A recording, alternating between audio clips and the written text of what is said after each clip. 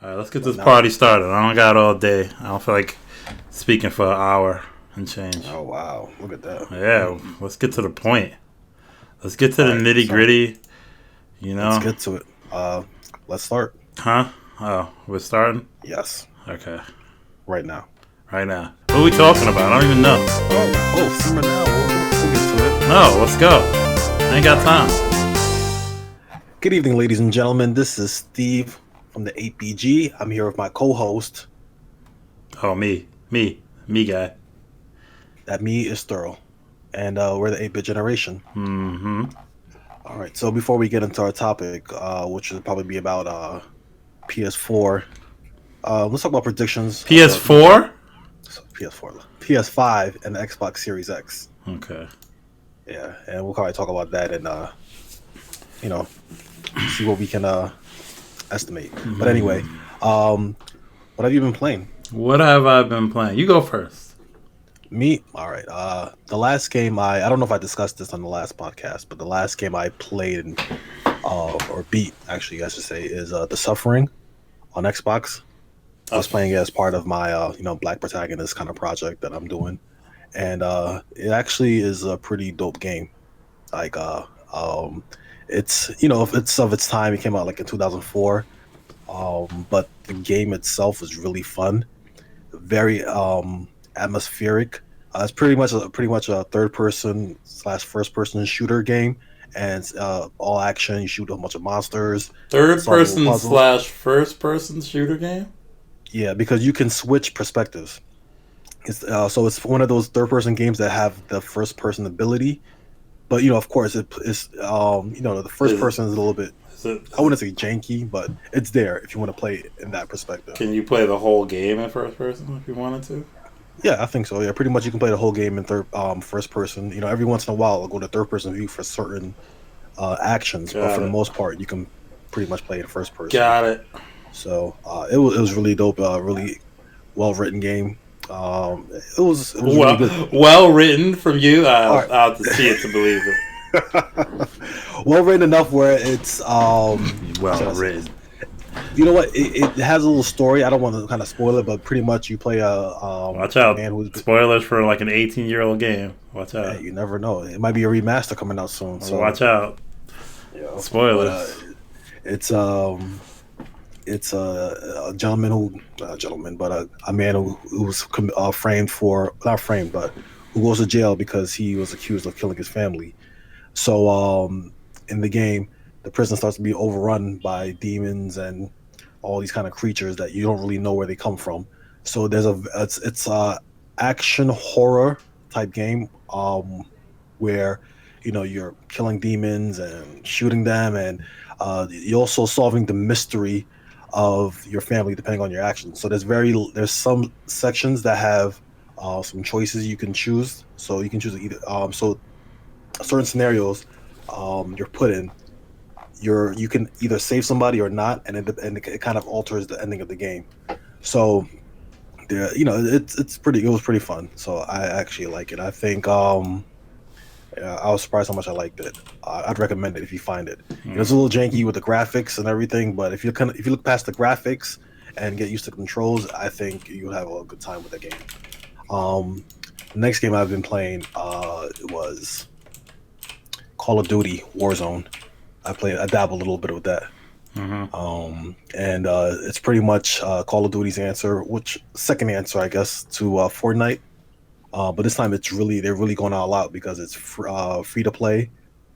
So if you download it pretty much plays like a battle royale game. There's some differences, of course, to the combat compared to something like, let's say, Fortnite, where you start off with armor and there's different aspects so you can purchase certain things on the field. I played from the matches I played, it was all right. I feel like it's not as fun as Fortnite from my experience. I think it's pretty good, but I feel like it's going to be a really popular game. But I don't think the fun factor is there. I think it's kind of cool. There's certain things, but I feel like sometimes the matches kind of I don't know how to say this because with Fortnite, even though the matches were long, but they were you always felt like you was in the game, but sometimes I'm in the field and I barely see anybody while I'm playing. So I don't know. It seems all right to me. And Um, then, mhm. so And I was yeah. gonna ask you because I know you have you. I didn't play. What is that game called? Black Ops 4. And I know you did. So I actually wanted to ask you your opinion Well, because I I know you guess I'll played. just I'll jump in on it. Go ahead. I played. There's so many battle royales, so I played like I played a few of them. You get into them, whatever. Um, I'm not a big fan of Warzone. Is that what it is? Mhm. Warzone. Yeah, it Yeah, has some clever ideas. I think the Gulag is a pretty cool idea. that's fun. I think that like you fight your way to come back into the game once a match. I think that's actually pretty cool. Mhm. Um, I think that it has some neat ideas. I think the money system and stuff, which was kind of done in some other ones like Radical Heights, which lasted like a couple of months. But Mhm. you remember that Cliffy B's quick ditch attempt to. Oh, that's a classic. What are you talking about? Yeah, Radical right. Heights. It's literally a classic. Like you can't even play it anymore.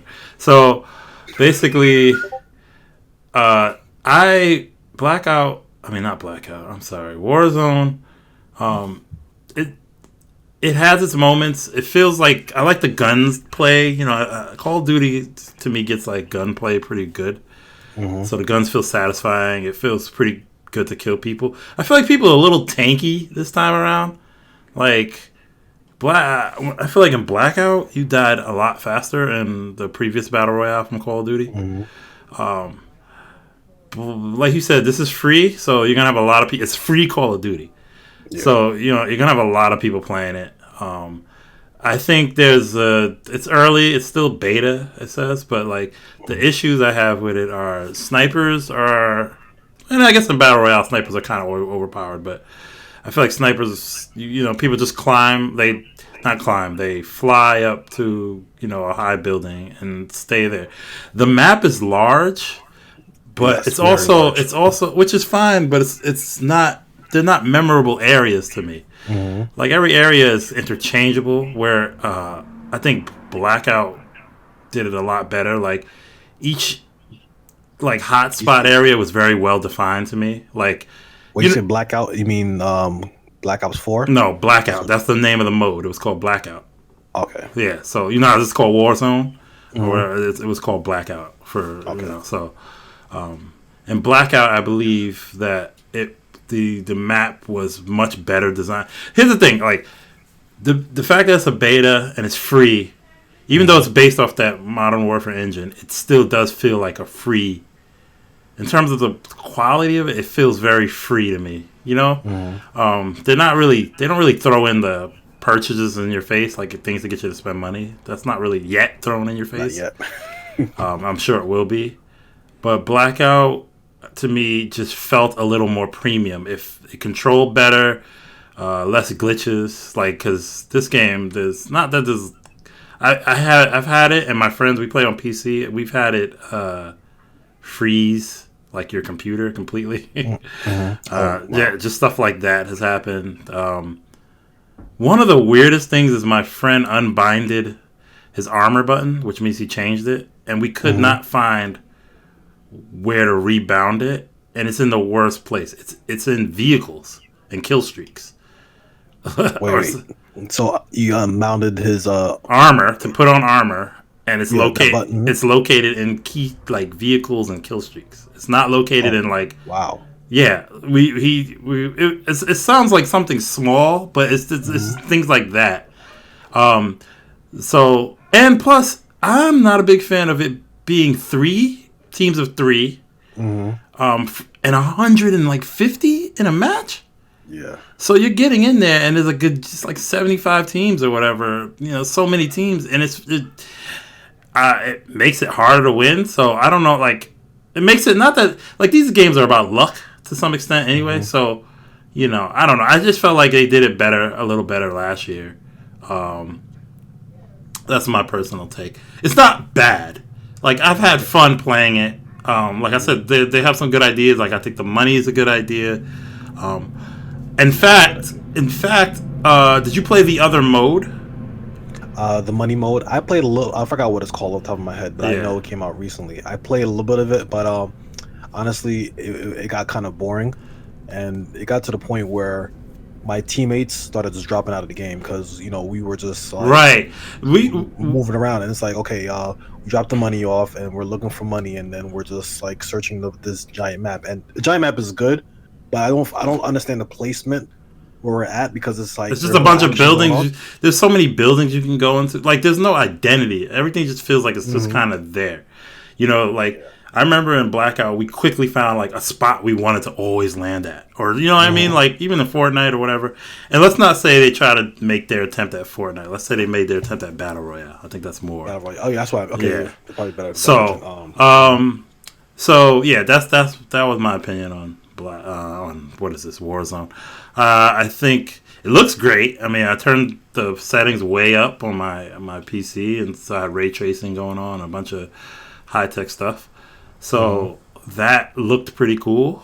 But like, and it feels gay. Like, I think the first person shooting and stuff is great, but I think there's just a weird balance. And, maybe it's just Battle Royale fatigue. I don't think it does anything too creative. Like, Apex Legends was a very good fresh breath of air in terms of Battle Royale. It just did a lot of things different, and it did things that, when it introduced certain aspects, you were like, why hasn't any other game done this? Like their ping system. I love it. It's great. When you can, especially you don't have mics. Yeah, it's perfect kind of see what someone's going on, what they see. And the fact that it's a smaller, concentrated Battle Royale type experience, which I think is pretty cool. The only thing about Apex that I think, you can't get everything you want, but I feel like there's a big third party issue in that game. You'll hear everybody complain about the third party where you're just fighting and another team will always come, because I feel like they make it either the map is too small or your bullets are too loud. It's something like that. Where at least in at least in Call of Duty, that's not such a big issue, even with the huge mapping players. I feel like I didn't often find myself unnecessarily fighting two teams at once. It does happen, but Let me ask you a question. Since you do play more Battle Royale games, how do you see this stacking up against for now? How do you see it stacking up against the Juggernauts? Apex. I don't know. It depends. I think the fact that they made it free is big. So I think that's the best part about it. It's free. For long, I mean, the group I was playing with. Okay. I feel like the group I was playing with, they wanted to. They kind of didn't. We have fun. We sense the potential of it. But we don't. It's not there yet, and did it drag for you? Like, because when I play sometimes, I feel like it drags. When I talked to them, my friends said they feel like it saps the energy out of them. Like, that's what they said, and it's draining to play it. I don't know why. And also, we haven't won, and usually, every battle royale we play, we will get a win eventually, and this one. You haven't. I think that's a testament to the larger players and the play style of it. Like, you're not gonna win running and gunning in that game. You have to kind of you have to post up and kind of really not strategically, but like either wait for people to go by, play the circle kind of thing. So sometimes you can't just drop in and have like a good old time like you can in Apex or Fortnite. I think you can. Yeah, right before we did the podcast, I was playing, and then I was kind of camping a little bit and just trying to see, just kind of play the field for a bit. And I'm like, man, this is gonna take a lot longer than I thought. It feels long, but it feels long. I'm like, I said, I'll touch on the gulag real quick. I think that idea is the best thing, where once you die, and I think that's a big thing now in battle royales. Like, death is not final. I think that's the best way, And I don't know if Apex was the first to kind of incorporate that, but they definitely, after that game had it, I started seeing other games kind of do that. And I think that's a big thing, because it's kind of real disappointing if you play a battle royale and then, you land and then you're dead. And then that's it. So I think the fact that you can come back in these games, I think it's big. But the way they do isn't it, that like a testament to your skill? Like, what, coming back or dying early? I mean, just dying. You know, like it's part of the. No, because it is part of the experience, but I wouldn't say it's necessarily skill, because even the best of the players, you just land in a bad situation or don't get a gun. That's not really your fault. That's just chance. You know, some guy grabs the best armor that he just happened to land by, and you get the worst pistol.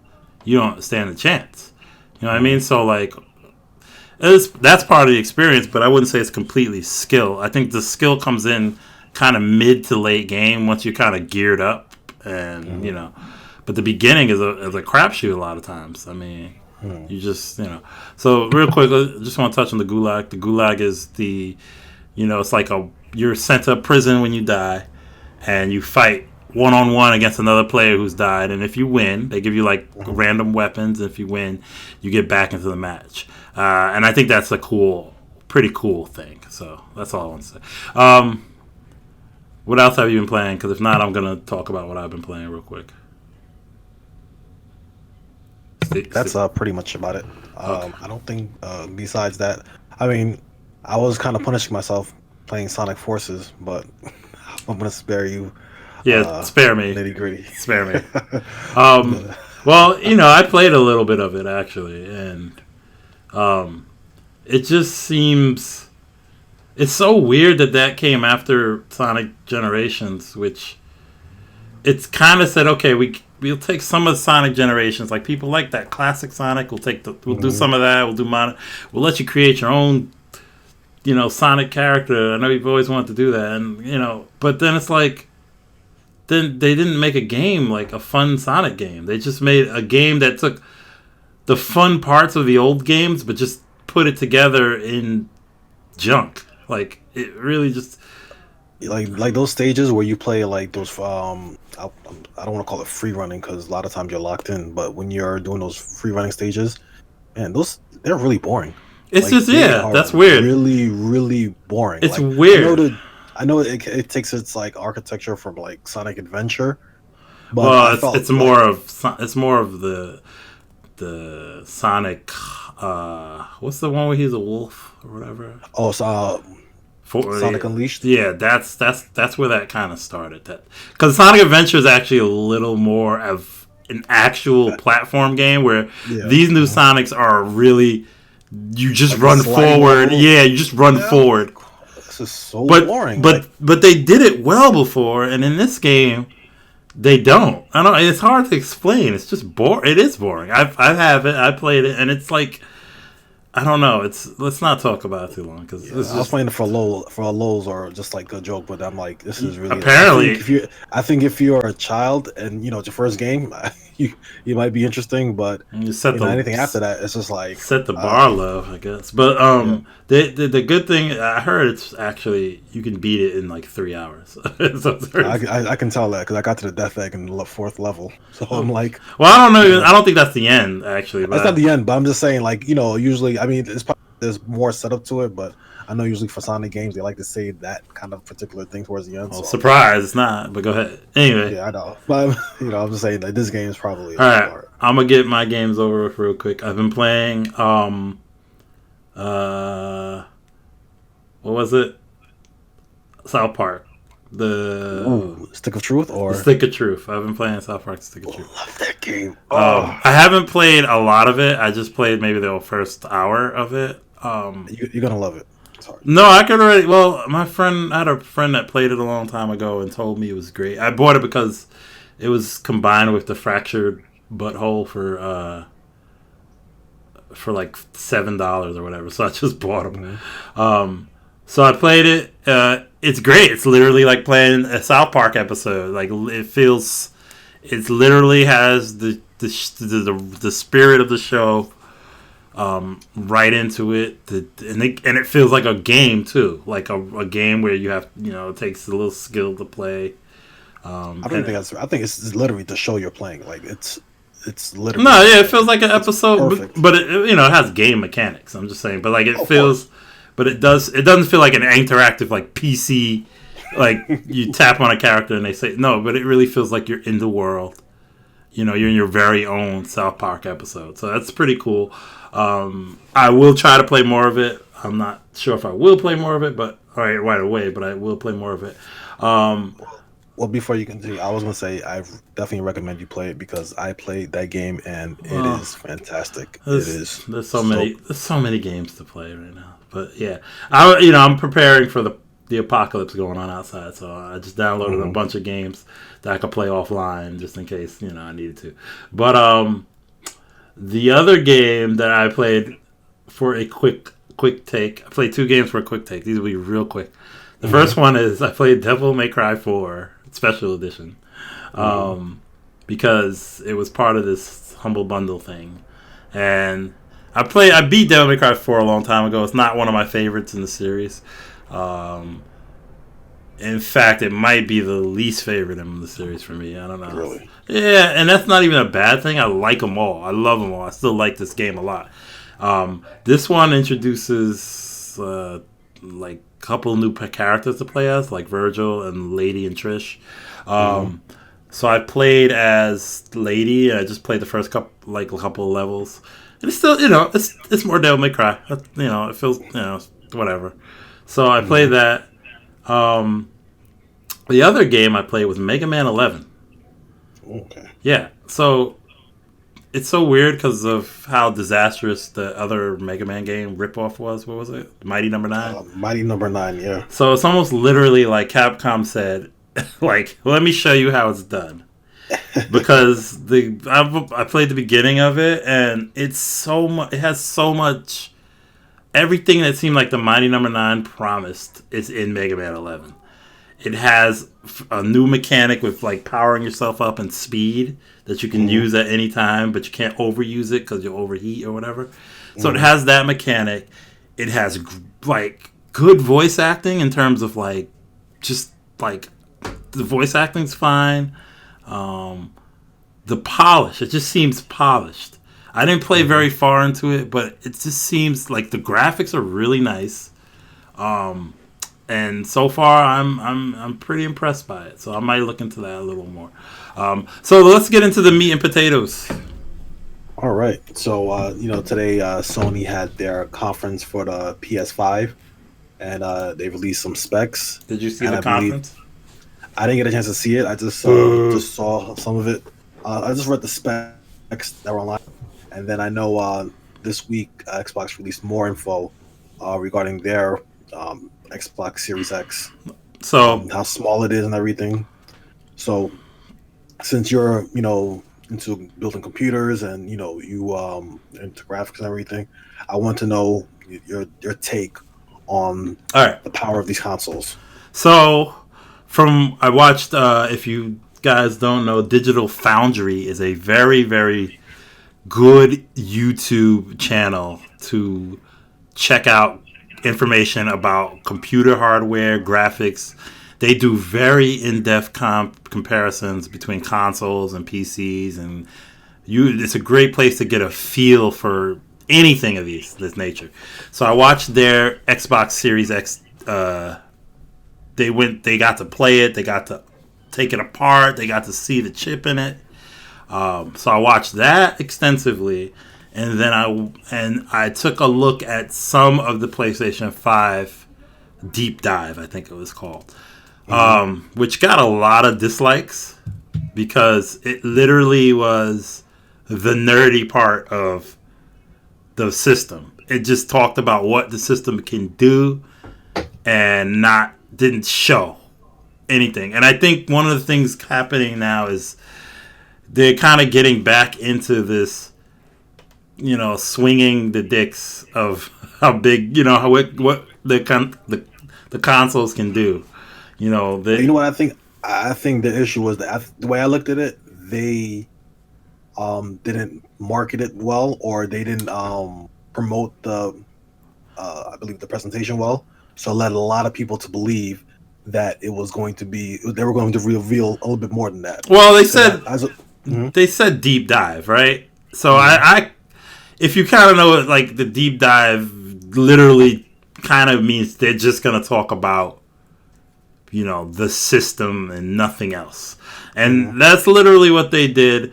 And people these days, I think, maybe expect a little more, a little different, or I think the issue is that I have a big issue with both of these consoles, okay, you remember, right? We're kids, right? We're kids, and you remember the jump from 8-bit to 16-bit was pretty decent, but going from 16 to 32, when games went to 3D for the first time, that was kind of holy crap. And you took a lot of slow, ugly 3D games, but just because they were 3D, you were and then and to me, the biggest jump was the PlayStation area, that to the PS2. That jump was now the 3D actually looks smooth. The frame rates picked up a little bit. You're not using your imagination as much, right? And so, and then since then, it's been these kind of incremental increases. Instead of it's been better lighting, a little bit better textures, but there's no we're getting closer to the limit, right? Because the limit is hitting realism, right? Once you hit a level of realism, it's kind of hard to get much more than that, right? That's all you can get. So as each system is going by, I think we're getting diminishing returns. For instance, when you think of I feel even during the PS1 or PS2 era, I always could go back and look at old games and say, imagine what it would look like if they made these games. Imagine if I would take a cutscene from Final Fantasy and say, imagine if the whole game looked like that. In Final Fantasy 7 and 8 cutscenes that were really well done and real really well done CG. And I would say, man, imagine if the whole game looked like that. And that's what we're getting now with games, right? So my brain can't really process what the next generation really is going to look like. You know what I mean? I can't imagine, not that I can't imagine games looking better, but it's not such a leap to me. It's only going to be more of a technical, right? I can't look at Final Fantasy 15 and say, wow, man, if only this game looked like the cutscenes, because they pretty much do. We're at that point. Now, here's what these systems are touting, right? They're really touting, okay, they got what's the thing, what's the lighting thing called? I just said it earlier. The big thing now is ray tracing. And if I have a 2070, which graphics card, which is a ray tracing graphics card, and I can activate it in games and stuff. And when you turn it on, yes, it does do really amazing things with the way light is affected in the environment. But it's not at least to this point, it's early, I know, but it's not anything that's oh my god, you have to play ray tracing. No. So, but they're touting that, right? The things that these consoles are pushing are very technical things. They're not things that I think most people are gonna really notice right off the bat.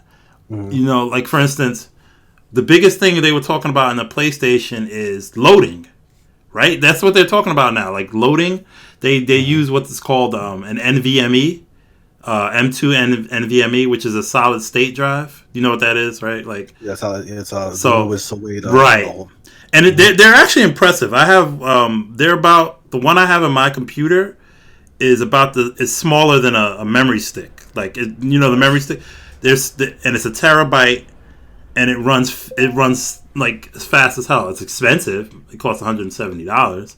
But it's the new, my computer loads instantly. Things load instantly. They save instantly. It's ridiculously fast. Yeah, my laptop is HDD and also a solid state drive as well. And the hard drive section is it's slow. It's slow. It's always filling up. The solid SSD section is great. That's where I try to contain all my memory and everything. And they usually recommend things faster and everything else. Yeah, like they usually recommend you put the operating system on the SSDs, and that way, and I should have done that. you should. But the funny thing is, a lot of people done some tests that say that HDDs aren't so bad. A lot of they're much better now, and when they don't have an operating system to run on, they actually perform a lot better because they have to put a lot of memory aside to run an operating system and load things. So they say when you kind of just have a nice storage unit that's just storing things and that's it, they say they actually don't run too bad. But, still, it's nothing compared to the speed of, and both of these consoles are using NVMe's as their storage unit so that they can have super fast loading times. So, they're pushing super fast loading times. They're pushing 4K, high refresh rates, so they're talking 120 hertz refresh rates. They also say 8K support, which I can see them supporting it. I don't know how good it will be because you got to future proof it if you're. But to run 8K is like even the best computers nowadays will probably struggle, and they're full of parts that are way more than these systems. They're running two 2080 Ti's or something. They could theoretically probably run 8K, but it's not like they can run like everything 8K, I'm sure. But anyway, not to mention getting an 8K TV, it's probably wild expensive anyway. But let me ask you a question. Okay. From what you see from these specs, what's your greatest takeaway from I don't know if you looked at that. Now I got the specs up. Here's the thing about the specs that now I said all that like kind of downplaying it. These things are, from the sound of it, they are really getting close to decent PCs. So in comparison, like these things they seem like they're very good mid-level PCs, where consoles before were like always kind of like it's old. PS4 is kind of old now, I guess you could say. 5 years almost, pretty much. So but even a couple of years ago, people were building PCs for like $300 to $400. You could find a lot of videos of like people building PCs for like $400 that run better than these systems. So that does not seem like you will be able to do that with these newer PlayStation and Xbox. It's like the big thing now. You remember how it used to be like 16-bit, 32-bit. So now they're swinging about their teraflops. teraflops, yeah. Which is basically, I think, how the speed of how much a graphical unit, the GPU can push information or whatever, something like that. I'm not the most knowledgeable, but I know it has something to do with that. And the more teraflops kind of means like better graphics, I guess. And the funny thing about the PlayStation conference is they kind of jumped out in front of numbers, because if you compare both systems side by side, the Xbox is actually like more powerful. Yeah, I see that. It's more powerful. It just has higher numbers. So in Sony's presentation, they were almost saying like, you can't just compare numbers now because, blah blah blah. Pretty much their equivalent of like, size doesn't matter. Yeah, really and I mean that's kind of always been PlayStation's fight a little bit. Like PlayStation wasn't as powerful as Well, it couldn't do certain things the N64 could. In terms of graphics, it had better storage options, but like it couldn't push the same kind of 3D capabilities in the N64. The PS2 was weaker than the GameCube and the Xbox. That's because it came earlier, really. But like, it's like I think its main competitor was initially the Dreamcast, right? So, and the PS3 was so hard to develop for, even though it was powerful. Like they, so I think like they kind of have a point. Like it's gonna be about the games. If PlayStation 5 has better games than Xbox, it's gonna be a better system. And at this point, I know we're in terms of sales and generations, we're coming to a point where graphics don't really like the power doesn't really matter as much as it used to because, like for example, the Switch, Right. definitely Well, even the Wii, like oh, it's actually yes, the Wii, yeah, the Wii if you want to go back there, right. but Like you know power the just Wii, doesn't but the Wii matter. had a gimmick though. Like I mean, even though the Switch has a gimmick as well, but the Wii hinged its whole existence on that gimmick. Well, I think the The Switch Switch itself, I think, is hitches its more. whole existence on that gimmick. But now you have the Switch Lite, so it's not as much about the gimmick. I think it's still a gimmick. I mean, it's a portable system at this point. And Well, I that's think the thing. It's both. It's yeah, not. let's go. But I mean, it's more traditional compared to the Wii. The Switch is a lot more traditional than the. Yeah, but don't Wii you was. play? Don't you play? Well, what do you mean traditional? Well, in terms of most games on the Switch, you had the especially in the beginning, they were In terms of how you play them? how you play them in terms of how you play them with the control method. But this time, now you can use the Switch to. There's multiple ways you can use the Switch. You can use the handheld mode, like most people do. I can argue that if you want to talk traditional way of playing, it's sitting. When it comes to playing console games, right? I don't think of it as portable, right? So I'm not taking my console experience to go. I know you can with the Switch and stuff, but I'm saying when I think traditional, and I'm not saying it's like I don't want to use the word as gimmick as bad. I think the Switch is brilliant. Like I always said before, it's not I have one that's don't use that much, and part of me really wants to, but some part of me just doesn't. I think it's a brilliant idea, and I can't especially compared to what these two systems are doing, which is just more of the same. Well, And I mean, I think. Go ahead. No, go ahead. Go. I would say that I think we're kind of splitting hairs. I kind of want to show that Switch, even though it's not as powerful as the rest of the systems, it's still selling gangbusters. So I think what I'm trying to kind of say is, graphics are coming to the point where it's kind of becoming mute. Well, great graphics. I mean, yeah, that's like kind of what I said at the beginning, right? Like I said, there's not that. There's the next thing is going to be like after this systems, right? After this generation, what is it going to be? Better lighting? Is it going to be, ray tracing too? Right. What is it going to be in this next like after PS6 that's going to make us, and this is weird too. I don't know if it's like I haven't been playing games the same way I used to, but one of the things I've switched off of is consoles for the most part, right? Like I made the leap to the PC, and of course, the PC snob look at all these PS5 facts and stuff, and they're talking about using like solid state drives, and people on PC have been using solid state for like forever with like shorter load times. So there's this, the system, but they are doing a good job of catching up to a PC, but also.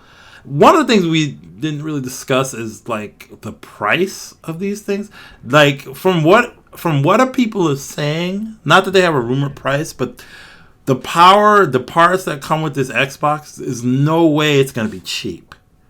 Like and cheap, I don't know. Like I'm thinking minimum 500, but 500 for the Xbox Series X. Yeah, and and the way I already know this.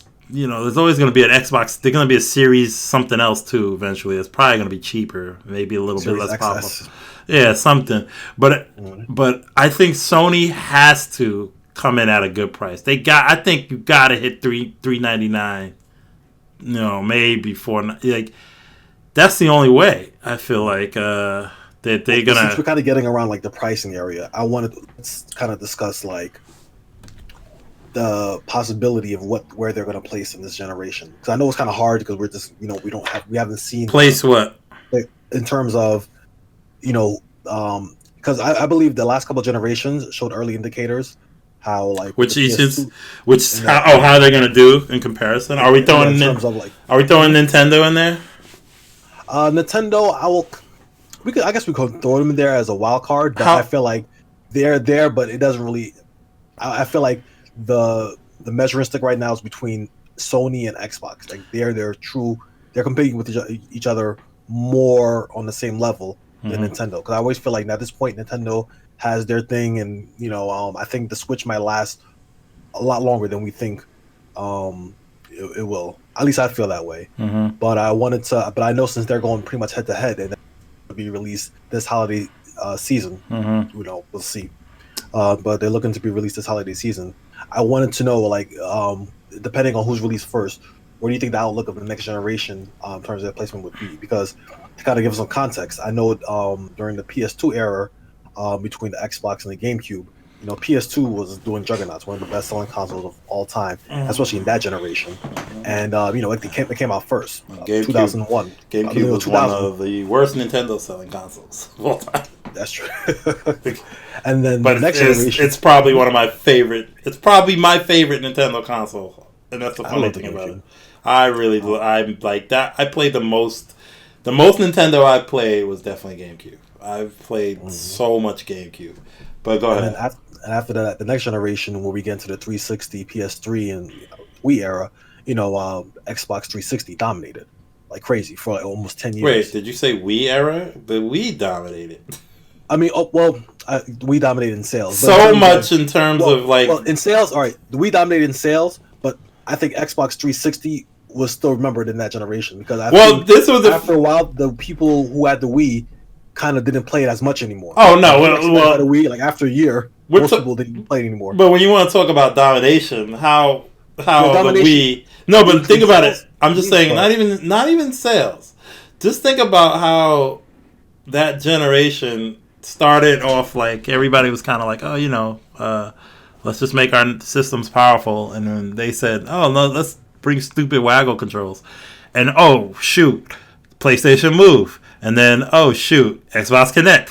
Like, to me, they tapped into something that I'm not saying that it had to be super successful because that was, like you said, that was gimmicky. Mm-hmm. But they tapped into something, like they hit a pulse that those other systems couldn't even dream of touching, and I think that's important in terms of the sales. In fact, like, it was just until recently they still were making like Wii games, like because there's still people out there. They're probably easy to make. But I mean, like, there was still like a Just Dance that came out in like 2018 or something crazy. Like it still had a games being made for it. But then you move. But I think like you said, we're talking about places. Places, yeah. Let's try to predict like with the generation because for next generation, I guess we can kind of like try to put our own 2 cents in because it's not known which one's going to come out first. Obviously, but generally the one that might come out first might lead the pack because I believe usually people gravitate toward. Well, not usually, but sometimes people gravitate towards that. I think the Xbox One came out before PlayStation 4, right? Like a month before or something. But, okay, yeah. Mm-hmm. Well, here's the thing. Okay, I'll say it this way. This is a weird, wonky theory, but I believe that I think. If we're not counting the Switch, which I think has a great lead and will continue to sell like crazy, although they I guess when Metroid Prime comes out, I don't know, but like, I feel like I'm gonna say maybe Xbox gets this generation. I'm not the and I love the 360. I didn't really like the Xbox One. I owned every PlayStation. So the reason I think. I think that each system kind of learns from their last system's mistakes. Mm-hmm. So I think Xbox One tried to revolutionize it, right? They tried to take a really bold but kind of misguided step. Remember with their announcement and how it's always online and things like that, and it just drew. And then you can play, use games. And then they had to backpedal from that really fast. And Sony came out and said, $400 and it plays all games, or they just said it plays used games, right? They said that exactly, and it was like that point that console generation was already decided. Just from there, it was already decided. I found that fascinating because it's like.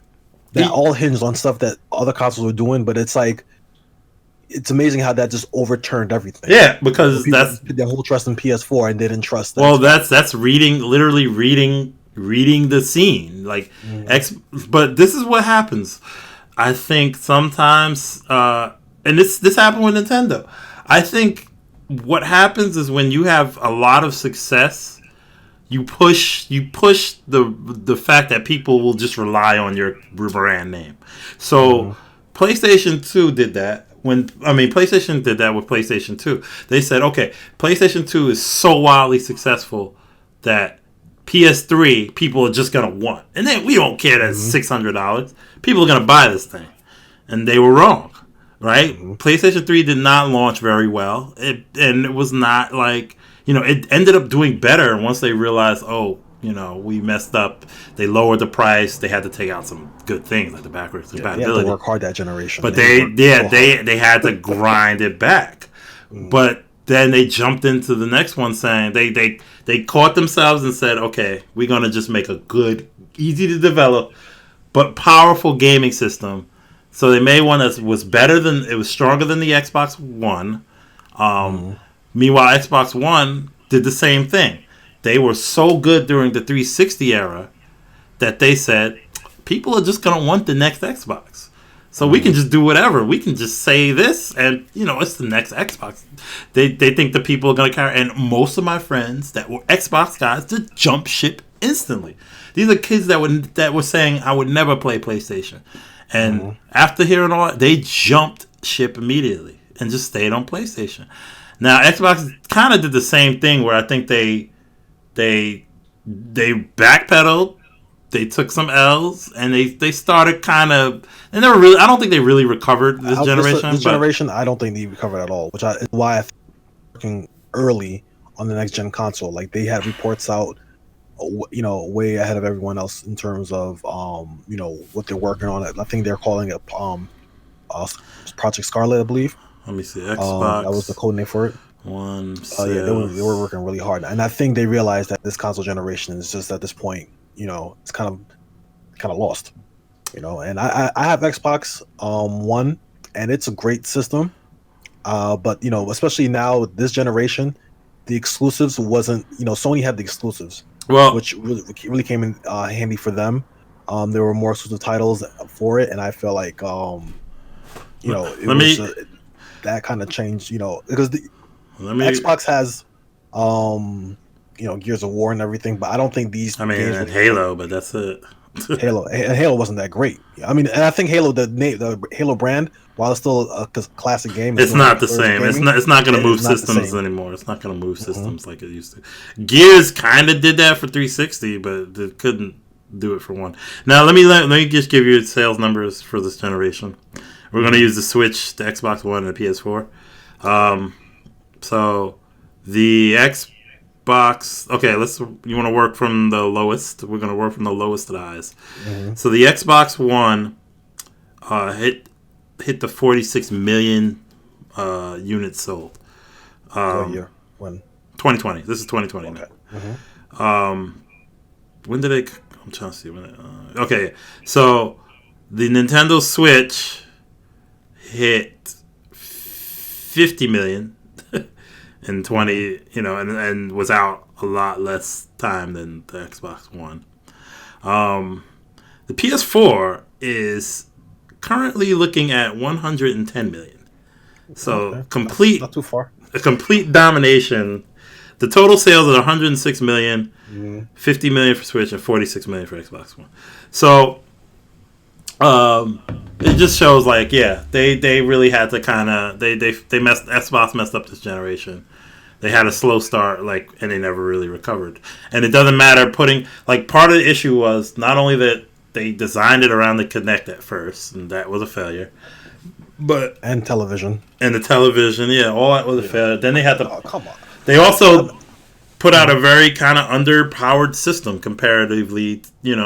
Every time you looked, when they did comparisons on every game, it was getting to the point where mid-generation that games couldn't run that well on Xbox at all. It was really, they would stutter. They had to run in lower resolution. That site I showed you, Digital Foundry, they did so many tests, and it just says all the time was the Xbox version of this game just doesn't run well at all. Now, that's why they had to do the Xbox One X. They had to put, which is a beast for the time it came out, was very good. Like, it could do a lot. It fixed all the problems. It became a really good console at that point, but it was too late. Like, you were only going to get diehard Xbox enthusiasts for the most part to get those. And I think the issue with the Xbox One X is that it didn't really have any games to really show off its power.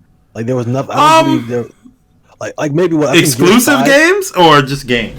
Because if you bought like Red Dead on that, performed better than it did, on every other console, and looked. But how long did Red Dead? What was the time period between Xbox Xbox One X release and Red Dead? Xbox One X I think was out already when Red Dead was. Exactly, but how long was it out? I don't know. It came out. I think it came out. Well, anyway, I think it came out a while ago. But I feel like at the time when it was being released, because usually if you want, like, if you're, putting out, like, for example, like, I believe, and correct me if I'm wrong, but at the time when they released the PS4 Pro, wasn't that the time Horizon Zero Dawn came out?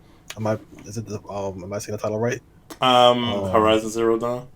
Yeah, Horizon Zero Dawn. Isn't that the time it came out around the same time? Maybe, I guess. I don't know, but what do you mean? And I believe that was like one of the titles that took advantage of the PS Pro's power. And what I'm trying to say is that I think if you're going to, give an update to your system, you got to give the audience something to play to show it off. And I think at the time when it was released, from my memory, I don't think they really had any killer apps that really took advantage of it. Well, I don't know. If you're talking about these mid-generation upgrades, like the PS4 Pro wasn't like there was.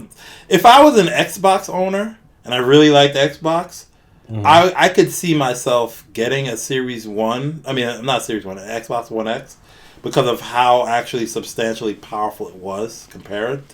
Even just like because watching those comparisons. Now I see what you're saying. Like PS4 and PS4 Pro, like they brought out a game around that time to show you, okay, here. But like I feel like there was like, I feel like anybody worth their salt, and not salt, but let me say anybody that, like, even just visually, the Pro was not a big enough update that I'd make that jump. Like I said, Xbox One. That update to Series, well, not Series. I can't. These names are stupid.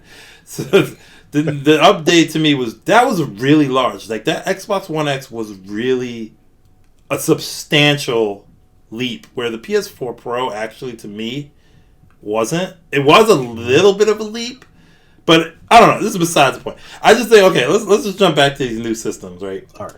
So, like I said, I think Sony has a couple of things going against it.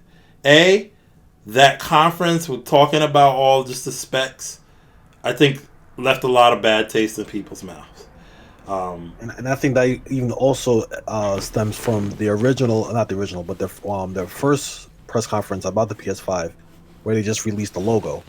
Yeah, and I think it was kind of silly at first, but especially with but when you double it with this one, I think people are fans, especially casual fans, they're impatient.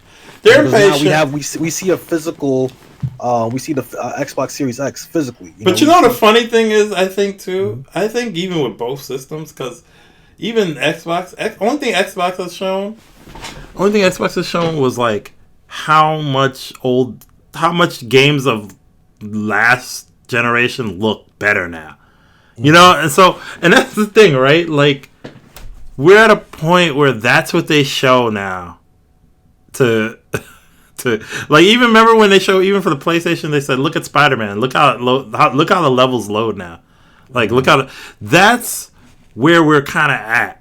Like, I feel like, I don't know if it's the developers or whatever, but I feel like what are they gonna show? I mean, it's fine to be at that point. But I think the way I think I'm of the mindset of, you're going to have the hardcore fans who are going to be into these specs and who would like to, kind of compare and contrast what these specs can do, what's in there. And then you also have the general audience who want to see something tangible, like, okay, what I'm going to buy. And I feel like the casual audience aren't into specs as much. No, but this is, in my head, I'm thinking the reason. Oh, sorry. The reason that they show that like, because even I feel like in events in the past they would showcase something, right? Like a game, show like a video or something, like, even right? if it's like, I feel like, cool. but I feel like nowadays that it's really hard to show something that I think can really get you on board like it used to, like, because okay, think like let me like put it this way. It's similar to what I said earlier. If they show a new Spider-Man game, brand new, PS5 exclusive, in a quick trailer, would at my little brain right now Probably looking at it through a cell phone. just can't imagine it looking so much better than the last Spider-Man game. I'm not saying it can't, but like to me, it's like when you're showing Joe Schmo gamer who's just gonna buy Call of Duty and FIFA and Madden, like, can you really show anything that's gonna be like, I gotta have the next system? Not, You know what? That's fine, but I think like you need something tangible. Like, no, but that's what I mean. Like, you, graphically, maybe you can't show anything, but at least show some clips or do something. but like even Xbox showed, at least from what I've seen, they just showed Gears 5 that looked shinier. like to me, that's and that's something at least. no, but that's not, to me, that's not something. That's just, you can already play Gears 5. That, like, to me, you see what I'm saying? Like, you're not showing me something like, or at least, okay, maybe show me a new game, but like at the same time, I'm like, what are you gonna show me? Like, so far, other than games that are announced for next generation consoles, like, I don't know, name something. I don't know what's announced for next generation consoles. There are stuff. Sony, what else? I know they're looking to release. Sorry, I know they're looking to release Metal Gear.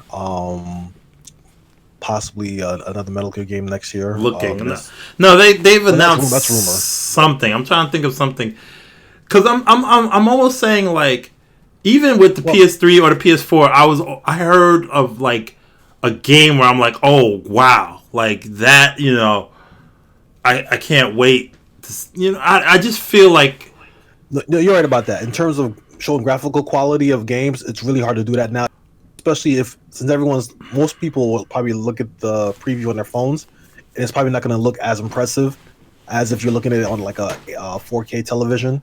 Well, yeah. I just so I think sometimes that gets lost in translation because there's not much of a difference in terms of. There's a difference, but it's so technical that maybe most people wouldn't pick it up. Right. So I get that point. But I think that's the strength of this console generation. I think everything is technical. Like, why are they push? One of the things they pushed during the conference was 3D audio.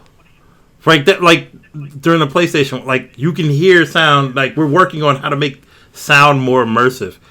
To me, this is what's happening. They're hitting the graphical limit, and they're trying to do other things, work on other things about maybe the gameplay experience. Like, I think there's going to be a point where the game is no longer about how it looks, and it's more about how maybe the game interacts with you. Better AI and stuff like that. Maybe because, like, I'm telling you, like, I just feel like it's a lot harder to make trailers that look like. Go ahead. Well, I'll say this. I know when Microsoft released the unveiling of the Xbox Series X, it was kind of trending for a while. A lot of people were talking about it, showing how it's kind of like this. I would say like it didn't look like a traditional console. It looked like more like a little small PC, and it was like just a rectangular brick almost. And recently they showed the comparison that it's a little bit bigger than a banana. Which was kind of interesting. But what I'm trying to say is that now they're giving the public something to see and kind of like permeate in our heads. So a casual person can see the Xbox Series X. They can, visualize it. They see the controller. It's pretty much the same, but they see things tangibly. I know maybe Sony's waiting for a big reveal, but if their next reveal is not impressive in terms of like the design, because even though most people don't care about designs at some point anymore, like it's not. I don't think it's as important as it used to be. But I think if it doesn't impress or it doesn't engage the general audience, I feel like Xbox will have the upper hand in terms of public. What's that word I'm looking for? They'll permeate in the public a little bit compared to Sony. All right, but this is okay. Look, this is one of the things I'm talking about. Right, I'm looking at details of. This is the thing I always say. The details that they're announcing about these consoles now are things that were applicable before in terms of advancements, but now this is the things they feel that it's important to stress. And I feel like that's the case because of graphics not that they're not important, but I say the leap into getting you to buy the system is no longer, to me, focused in what they look like. So, like for instance, look at these details. The PlayStation 5 will debut the use of variable frequencies called a boost, which allows it to boost performance regardless of ambient temperature, where it will analyze workloads on GPU, CPU to adjust the frequencies to match, allowing it to hit the GPU frequencies at a high rate instead of hitting a power spike and lowering performance. The PlayStation 5 will allow you to choose which part of the game you download first, and will also let you delete part of the game's save data. Rather than deleting the whole game, you can remove the multiplayer or campaign if you're finished with it. And the next DualShock will have adaptive triggers, haptic feedback instead of rumble motor, and an improved speaker. Those are details. That is something, to me, you would not have seen in previous generations. Like, you might have been able to find it if you looked very hard for, like, things, but like to me it's like they're so focused now on technical aspects, because that's all that they can really do. Like it's like, okay, for instance, like the piece a PC that ran really powerful hardware before, like one of the most a good graphics card 5 years ago that used to cost like $900 or whatever was a GTX 980 Ti. And you can get the same performance now and a little bit better, which can still run the great, really good games at high performance for $200 now. So, like, to me, it's like the graphics now, just, you're paying for a lot more and you're not getting... On the PC side, at least, I feel like you pay for a lot more, but you're not really getting that same kind of... I don't know. It's hard to explain, but like I just think no. I mean, you explain perfectly fine. We're hitting diminishing returns, right? So, and I just feel like it's come to the point where there's not much to show. There's only the only thing you can kind of mull over is how powerful your system is compared to the competitors. Well, and when you talk about power, it's not even power, right? It's just how what is your system gonna do? Like, because even this. All right, so all right. But actually, another question, because I know we've been on this topic for a while, and I do understand your point and what you're saying. Okay. In terms of like the technical aspects of the system. All right. Now, is there any features? And I know we don't know all the information about the systems yet as we're talking, but is there any features you believe are a game changer for either system? Yeah. That you see or that you know of that you think is exclusive to either system? Not because from what I'm looking. No,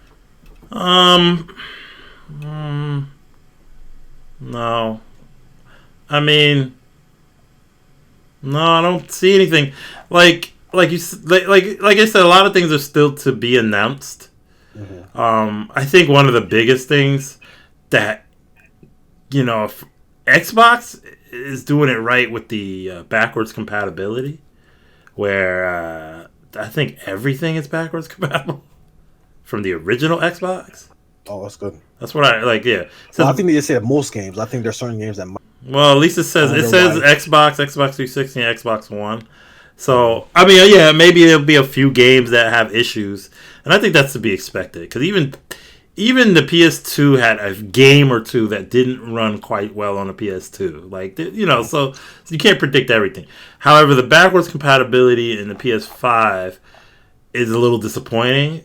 It said it would be able to run the top 100 PS4 games, like top 100 most played PS4 games at launch. So I'm sure they'll add more, maybe. But that's kind of like, I still think that if I wish I had that PS3 that played the PS2 and PS1 game. I feel like that's a holy grail of a system, and I feel like I had one. It died on me. So I was, Well, I'm gonna throw my prediction out there real. Go ahead. The next console generation, because I believe, especially with right now, if as the listener doesn't know, but we're in the middle of the coronavirus epidemic. Some places are quarantined, some places are in lockdown. So a lot of people are basically home, and they're playing video games like crazy. Nintendo's online system went down at some point. I don't even know if it's back up. I know Xbox had an outage at some point. And surprisingly, Sony is still up, which is I'm actually impressed. So we are in the middle of the outage, and I feel like depending on how long we're going to be there for, we're going to enter a world that's going to be a lot more different. I feel like because of this situation that we're in, it might change the next generation in ways that we won't know. Because I'm not even talking about like delays in terms of like the physical, assembly, in terms of if the system will be available the day of or whatnot. But I'm talking about in terms of people's idea of playing online and utilizing online stores. I know Xbox has their Game Pass that I haven't tried yet, but I've been hearing great things about it. And I have. It's pretty good. It. Yeah, you told me. Yeah. Oh, yeah, you have that. It's pretty good. So it's they've been promoting it aggressively. They're adding more features. I know they have to. They also take away games on it though. I thought all the games on it would stay on it. Like I thought they'd just keep adding games. But from what I'm checking, I think after a while they start removing games. So that's a tad disappointing. But go ahead. But what I feel that is, if Xbox can ride this wave, that a small wave that they currently have over the PS5 right now, and then they can bring it to the next generation and put their Game Pass there too, like kind of bolster it. I believe I believe that will be a great seller for a lot of people in terms of the ability to play multiple games and things like that. Because I know Sony, the PS4 has its own way of playing older games. Like they have like what's the I don't use it, but like they have the PS, not the View, but it's the one where you can stream games. What is that? Do you remember the name of that? For what? For PS4, you can stream. You can play streaming games. Now, PlayStation Now. PlayStation Now, yeah, they have that. But I haven't heard much about that. But I know that from your saying about. I've used it. What do you think of it? It's kind of like it works. It works. I used it because it was on PC. They had a free trial on PC, and it works okay. Like you can play God of War and other games actually kind of fine. You just can't play games that rely on very strict timing because it's still streaming. Like, what's that other streaming thing that came out that was kind of a disaster? I can't remember what it's called. Wait, say that again? What was the question? What's that other streaming thing that came out that's kind of a disaster? Oh, I'm about to say the Ouya. I know it's not that. It's the Stadia. Yeah, the Stadia. I think Stadia, even though Stadia, I forgot about Stadia. Stadia is also, I guess, part of this generation too. Barely. Is it? But I think it's going to be a pillar that Google's going to just keep working on until they get it right. They have enough money, so I guess so. Yeah, because I feel like they're going to take this L now. But I think they're going to make it probably more simplified more later on. Like, I mean, phones might come with it.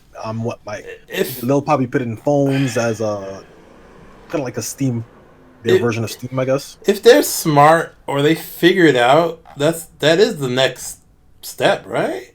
Isn't it? Like, I mean, personally, I think not for everybody, but isn't that the next step? Like, you think streaming games instead of, it's like it's just if they could get it to a point, internet's not there yet, but if they can get that reliability of internet connection and latency and all that and image quality, if they can get that going, the only thing bad about Stadia, I feel like that's really really bad, is that you have to actually buy the game. I thought that was like you're buying literally no kind of physical anything. Like, right? You know what I mean? Like, I get that, like, on PC, but you can, on a PC, you can buy a game and at least download it to something and save it, like, on your own shit. Right? Like, you can always at least have it in that retrospect. Maybe, But on Stadia, you literally will pay $60 for a game that if Stadia ever goes down or whatever, that's it. There's no... Where they lose the rights. You lose... Yeah. And at least, you download these games, you can at least have a backup of them, So you have to... Like, someone said what they really should have done with Stadia is make Stadia, and you can have Stadia if you want to buy the games, okay. But, hey, take $5 a month Stadia pass, and you can just play all Stadia games. That to me, I mean, I don't know how profitable that would be, but it's not like Google's really losing much on that anyway, because it's not like they have to sell systems, really. They just... Yeah, I think at this point, they have to build a brand. I think that's more because right. You already have other systems. So I think they need to have like a service that you can just play all these great games for a low price, because that was their appeal anyway, right? Like, you don't need a console.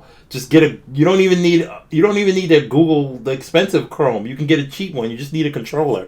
So have this real low entry option of a monthly subscription, even like $10 a month or something, whatever, to play games that if they figured that out somehow, I can't say I wouldn't be intrigued to try it out if it was a subscription and I could play, Destiny, I can play whatever, because the whole point is to play it on that on this little thing and stream it from and still have great graphics and still have all the stuff that these next gen consoles are talking about, no load times or whatever.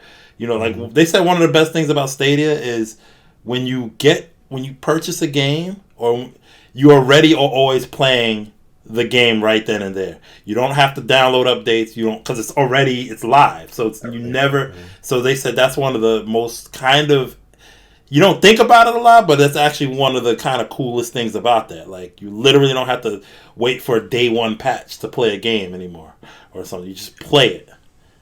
You touched on something earlier, and this is always something that I thought, because in my opinion, I believe we're moving closer to a console-less future where we don't need consoles anymore. For example, like we're looking at something like Steam. I think Steam is going to be, Steam's already revolutionary, but I think it's going to, and I don't think it's going to be in the next like 2 or 3 generations, but I think sometime soon, I would say in the next 10, 15 years, we're going to move into a generation where specs don't matter as much, and it's going to be more about the service. And I felt like something like Steam, where they have their own games, when that came out, it encouraged other developers and publishers to create their own Steam's. That's exactly like Origin. You have Ubisoft, their brand, and you recently have Epic Game Store, and it's going to be to the point where you're just going to have to download that game front on whatever device that you have. And I'm sure at some point, phones, iPads, or tablets, I should say, and other devices are going to be so powerful. It's just going to be easy for them to play anything, and especially too with the streaming aspect. Once streaming gets better, it's going to be it won't be that much of a difference.